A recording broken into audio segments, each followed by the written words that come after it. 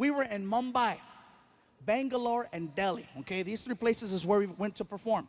Mumbai and Bangalore, the shows went over very, very well. Okay, there were about 1,500 to 2,000 people, which is amazing for if you're going over there. I was like excited, yes. And then we get to Delhi. And when we got to Delhi, you guys, it got a little crazy. Martin walks out on stage and the crowd recognized him. And they started chanting, Martin!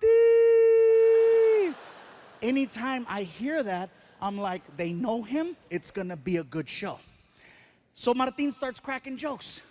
The crowd starts laughing. He's cracking more jokes. The crowd keeps laughing.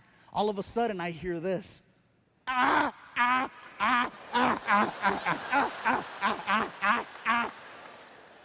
Martin doesn't say a word to them. He gets off stage, next comedian comes out, and then Martin comes over to me and he says, bro, I don't know what's going on, man. I don't know what's going on out there. There's these three guys in the front row. They're laughing like Klingons from Star Trek. I'm not gonna address them. I'm gonna save them for you. I was like, oh, thank you. So then Martin goes back out there on stage and he introduces me. Ladies and gentlemen, Gabriel Iglesias. And then I run out on stage and the crowd started chanting, Fluffy, Fluffy. And I was like, whoa, what's up, Delhi? And I start cracking jokes, start getting laughs, start cracking more jokes, start getting more laughs. And then it happened.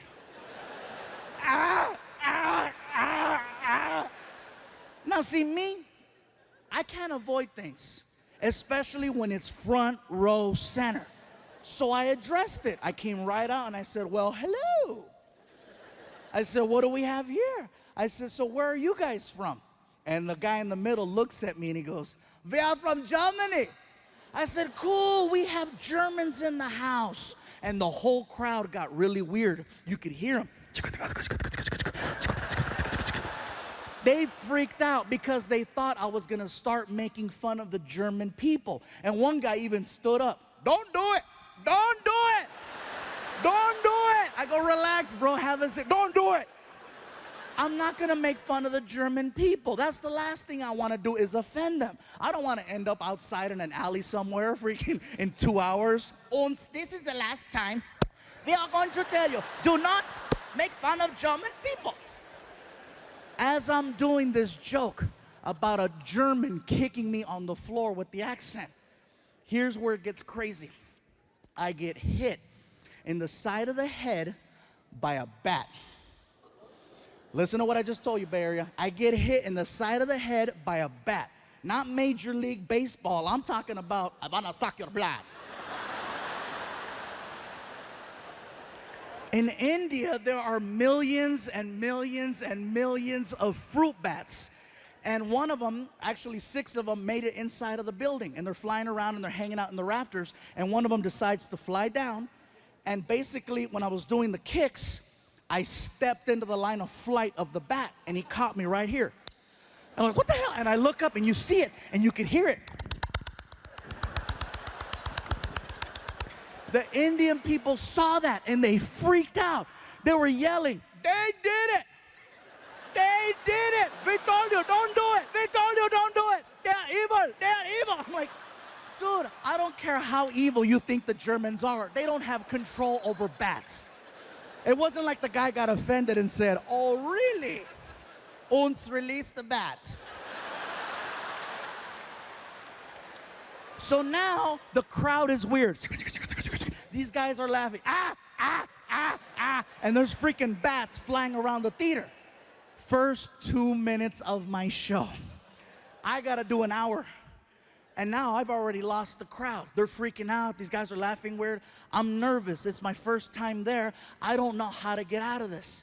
So I literally walked over to the other side of the stage and I started just performing for this side of the room, trying to redirect the focus right here. And I'm so nervous, I'm stuttering. I don't even have a segue. I'm like, you know, it's crazy in America. Everybody in America likes drinking, you know, it's real crazy. Like for example, Mexicans, most Mexicans, we like drinking tequila. Most black people like Hennessy. Most white people like Jaeger. Here in India, you guys like Fanta. And when I said Fanta, the crowd went crazy because it was such a local reference. They freaked out. They were like screaming, "Oh my God, he knows, he knows." They started singing, "Fanta, Fanta, don't you want na Fanta, Fanta, don't you want na Fanta, Fanta." The roar was so big, it allowed me to restart my show. So I started cracking new jokes and more jokes and these jokes and those jokes. 5 minutes go by. 5 minutes go by. All of a sudden, the Germans got offended at the fact that I left them out of my drinking joke. The one in the middle stands up and he approaches the stage. Now this stage has got to be about 5 feet tall. The guy's head was about this high. He was like 6'4". He looks at me and he starts pointing and he's yelling, "Hey, fat man! Fat man! What about us, huh? What about the Germans? What do we drink?" I was like, "Dude, that was like 5 minutes ago. We were giving you a chance. What do we drink?" I'm like, "First of all, sir, I apologize. I'm really nervous right now. I had no idea there was gonna be Germans here tonight." Yeah, felt like Poland. I don't care if you laugh or not. That's a smart-ass joke. That's a smart-ass joke. It's not my fault some of you pendejos failed history. You better Google that and find out why it's so damn funny. So, all the older white people are, "God damn it, yeah." So anyway, so I'm standing there and I go, "Listen, sir, you need to have a seat, okay? The people are getting nervous. You need to have a seat so I can finish the show." And the guy, he refuses. He says, "I will not sit down, fat man, until you tell us what we drink." I go, "Listen, I don't know what you guys drink." And the Indians are being so cute. They're trying to help me. They're yelling, "Hey, they like Fanta too." And the guy was like, "We don't like Fanta." I'm like, "Dude." I go, "Sir, please have a seat." "I will not have a seat until you tell us what we drink. Tell us, fat man." I go, "Listen, sir, you need to sit down and you need to stop calling me fat man." Now it's starting to bother me. This is like the 6th time he does it. And I didn't just lose 100 pounds to now get called fat man. So I go, "Sir, if you don't have a seat, we're gonna have a problem, especially if you call me fat man again." And he freaking did it. "What are you gonna do, fat man? What do we drink?" Even Martin, who's behind the curtain, knew. He knows when I'm at that point where I've crossed over. I can hear him in the back. "Don't do it." Too late, Fluffy's pissed. So I said, "You want to know what you drink? Tell me." Don't ask me where this came from. I got right in his face and I said, "Blood of Jews."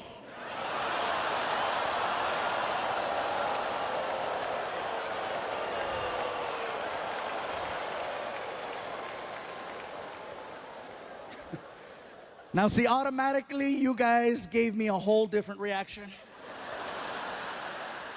In Delhi, that was probably the most shocking thing ever said on that stage. So shocking that 2,000 people at the exact same time got so quiet, you guys, so quiet. You could hear everyone's ass just...